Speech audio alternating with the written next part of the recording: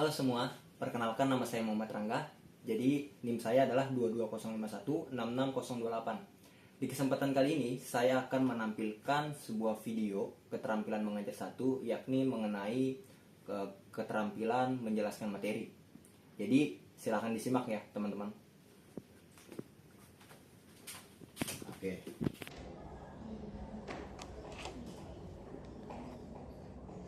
Assalamualaikum warahmatullahi wabarakatuh. Maaf ya Bapak telat, soalnya tadi Bapak lagi enak badan. Jadi kelas kita setengah jam.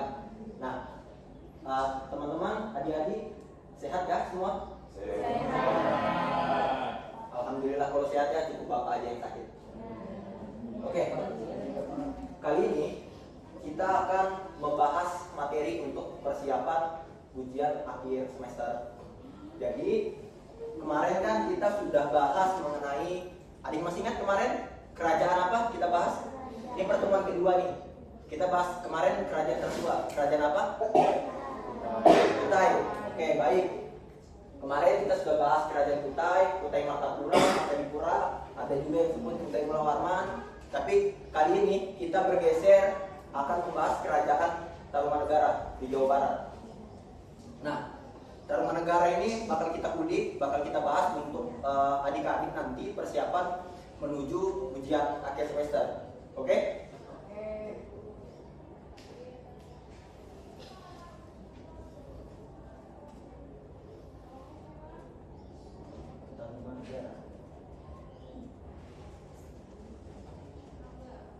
Oke. Tarumanegara.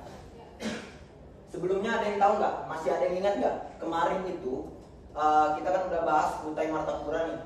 Nah, adik-adik masih ingat nggak apa yang biasanya polanya diketahui kalau soal kerajaan tuh? Ini Bapak kasih contoh misalnya. Pertama kan adalah awal berdiri nih, ya kan? Lalu yang kedua masa kejayaan, pinter. Masa kejayaan. Yang terakhir masa keruntuhannya. Oke. Ada lagi nggak selain ini? Keadaan sosial. Oke. Sosial budaya, sosial ekonomi ya. Oke, agama. Oke. Setelah kemarin kita sudah bahas di kerajaan Kutai Martapura, kita mulai masuk ke Tarumanegara. Jadi Tarumanegara itu merupakan kerajaan tertua yang konon katanya berdiri sekitar abad ke-5. Abad ke-5 kalau dilihat dari prasasti, peninggalan prasasti mereka. Ada prasasti Ceroteun. Lalu ada yang lain-lain yang kita akan bahas nanti. Akan tetapi ketika kita ngebahas tentang Tarumanegara, itu ada satu keunikan dibanding kerajaan-kerajaan lain, yaitu ada dua versi mengenai kapan awal berdirinya dan siapa raja pertamanya. Nah, kalau yang ini, yang abad ke-5, raja pertama adalah Purnawarman.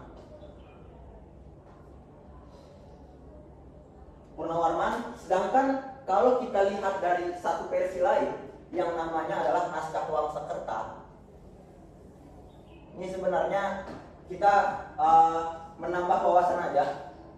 Naskah Wangsakerta ini beberapa masih ada yang digunakan, khususnya di kisaran Jawa Barat, dan ada bukunya gitu. Dan kalau teman-teman misalkan melihat di internet, teman-teman cari, adik-adik cari, itu kebanyakan yang dipakai adalah versi Naskah Wangsakerta tuh. Makanya harus hati-hati juga, kita harus pahami. Kalau di Naskah Wangsakerta, raja pertamanya adalah Jayasinowarman. Dan Purnawarman merupakan raja ketiga.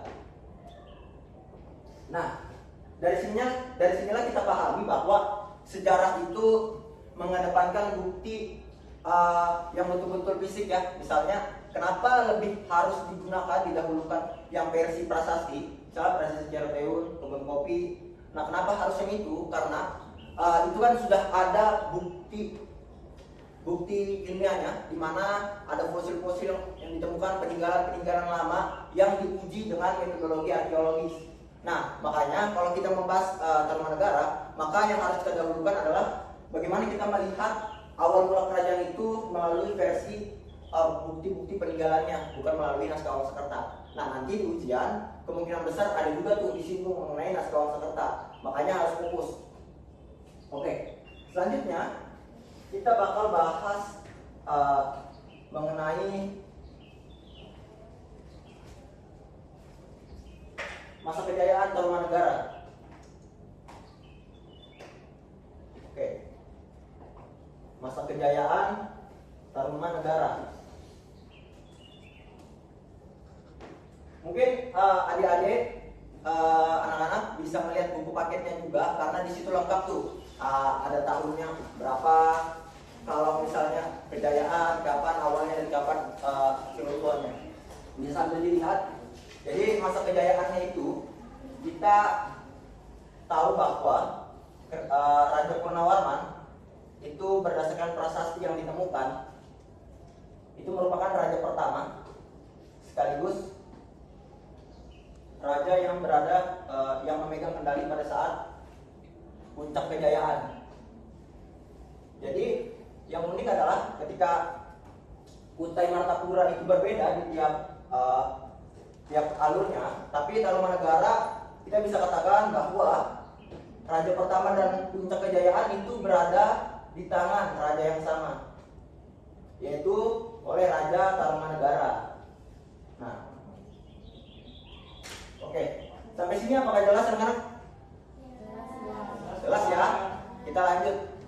Oke, lalu kita masuk kepada keruntuhannya sebelum kita masuk ke sosial ekonomi atau peninggalan-peninggalannya yang harus kalian ketahui. Jadi pertama kita akan bahas tentang masa keruntuhan.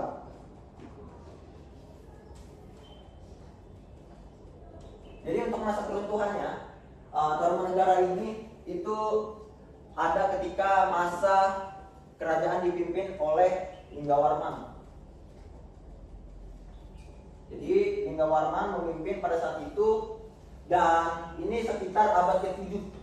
Bisa dilihat di buku paket itu ada abad ke-7. Nah, untuk penyebab dari masa keruntuhan ini itu sebenarnya banyak asumsi, di mana kalau kita melihat hal yang paling sering dibahas adalah adanya dominasi kuat dari kerajaan lain. Kita mengenal Sriwijaya. Sriwijaya pada saat itu udah mulai timbul menjadi kekuatan yang mana bisa dibilang menjadi momok menakutkan bagi kerajaan-kerajaan yang ada. Lalu selain itu adalah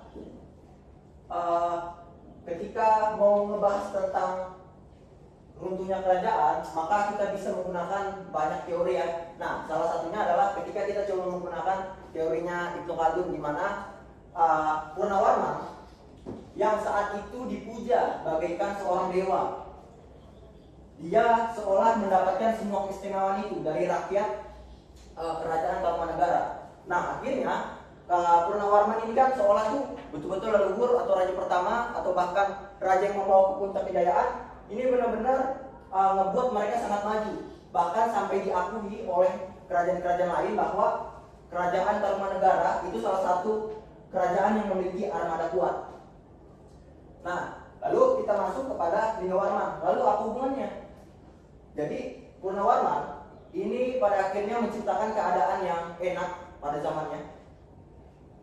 Pada zamannya menciptakan zaman yang enak, otomatis para penerus-penerusnya pada akhirnya menjadi kurang siap, kurang sigap, dan kurang berskill dibandingkan dia. Bayangkan Purnawarman itu meninggalkan kerajaan yang sangat gede, ya kan? Hingga akhirnya membuat ketika Linggawarman maka ada sedikit perbedaan daripada gaya memimpin seperti itu. Oke, mungkin terakhir ya, kita masuk ke ini dulu. Di akhir kerajaan Purnawarman itu pada akhirnya ada berpisah lagi ya, di Jawa Barat ada Sunda Galuh, dan ada yang pada akhirnya nanti menjadi Sunda Pajajaran. Teman-teman bisa lihat itu. Nah, untuk peninggalan-peninggalannya yang ini singkat aja. Yang harus teman-teman pahami adalah prasasti Coroteun.